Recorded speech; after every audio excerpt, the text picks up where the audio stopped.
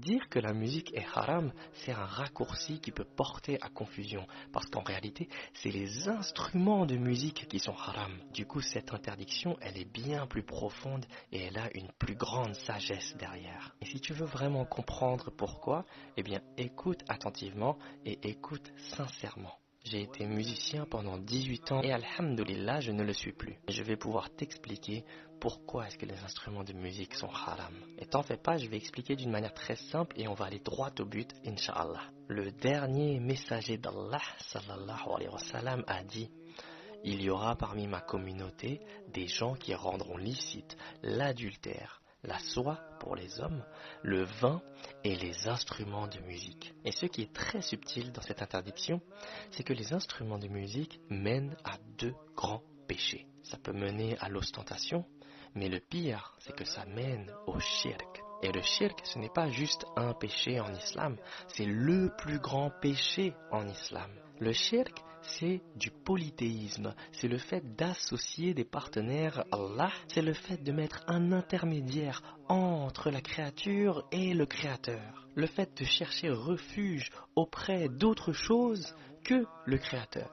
Le shirk, c'est lorsqu'on croit qu'un objet, une statue, une personne, qu'elle soit vivante ou morte, possède par elle-même un pouvoir spirituel, qu'elle peut nous rapprocher d'Allah par sa propre force, ou qu'on doit lui vouer des actes d'adoration. C'est le fait de croire qu'on a besoin d'un intermédiaire entre nous et Allah pour se rapprocher d'Allah. Le shirk, c'est même le fait de chercher guidance en dehors d'Allah. Le shirk, ça inclut beaucoup de choses. Prendre ses passions pour divinité, c'est également du shirk. Et donc, le shirk, c'est le plus grand péché en islam parce que ça s'oppose au tawhid. Le tawhid, c'est le monothéisme pur. Sans tawhid, il n'y a pas d'islam.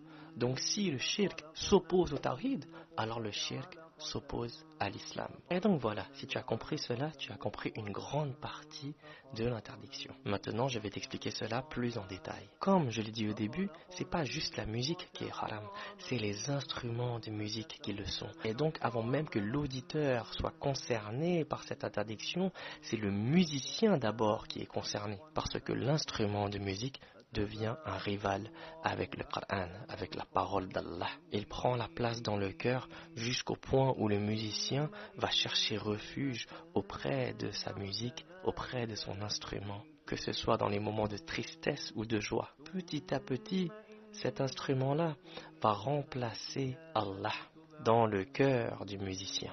Et Shaitan, il va murmurer au musicien pour que le musicien justifie cela en se disant: mais je fais cela parce que ça me rapproche de Dieu, je fais cela parce que ça aide les autres. Ça aide les autres à quoi? À ce que les gens commencent à adorer le musicien, à ce que les gens commencent à penser que c'est la musique qui peut les sauver également. Ça aide les gens à tomber dans l'idolâtrie, ça aide les gens à penser qu'ils n'ont pas besoin de Dieu, tout ce dont ils ont besoin, c'est la musique. Et ça les rend dépendants, ça les rend addicts sans qu'ils s'en rendent compte.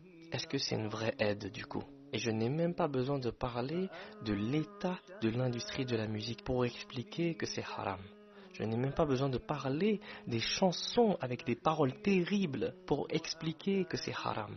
Même la musique qui est bien composée, sans paroles, peut mener au shirk. Combien de personnes aujourd'hui disent: je ne peux pas vivre sans musique, j'ai toujours besoin de mes écouteurs avec moi. C'est une addiction, une dépendance qui est banalisée, normalisée. Combien de personnes disent: oh, la musique m'a sauvé, alors que c'est Dieu qui sauve. Lorsque quelqu'un va mal, il se tourne vers la musique. Au lieu de se tourner vers Allah, il se tourne vers une playlist. Au lieu de se tourner vers le Coran. Lorsqu'il est heureux, au lieu de remercier Allah, il va célébrer avec une chanson. Et petit à petit, la musique, elle s'installe dans le cœur et elle devient une béquille émotionnelle. On pense qu'on ne peut plus gérer nos émotions sans elle. La musique devient notre refuge.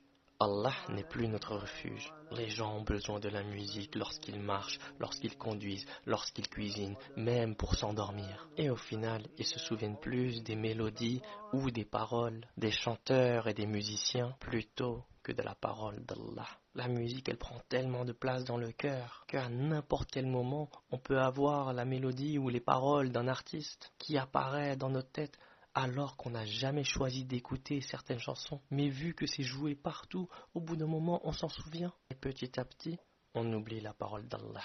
Allah nous invite à réfléchir sur ce sujet-là en nous disant dans Surat Al-Furqan, ayat 43, n'as-tu pas vu celui qui a pris sa passion pour divinité? Si quelqu'un croit que sa vraie paix se trouve dans son instrument de musique ou dans quoi que ce soit d'autre que Allah, alors il sera tombé dans une forme de shirk. La vraie paix, as-salam, vient d'Allah directement.